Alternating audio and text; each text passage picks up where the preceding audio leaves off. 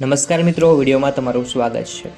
રાજકોટમાં દેવાઈ ખવડ દ્વારા યુવકને મારવાનો મામલો બાબતે મોટા સમાચાર સામે આવ્યા છે। એ ડિવિઝન પોલીસે કાવતરાની કલમ ઉમેરવામાં કોર્ટ સમક્ષ રિપોર્ટ રજૂ કર્યા છે, જેમાં કાવતરું રચી અને દેવાઈ ખવડ અને તેના સાથીઓએ મયુરસિંહ પર હુમલા કર્યાનો ઉલ્લેખ કરાયો છે। આ કેસની તપાસ દરમિયાન પોલીસને મયુરસિંહ ઓફિસ પાસે રેકી કર્યાના સીસીટીવી ફૂટેજ મળી આવ્યા છે। દેવાઈ ખવડ સહિત 3 વ્યક્તિ આ કેસમાં રિમાન્ડ બાદ જેલના હવાલે છે।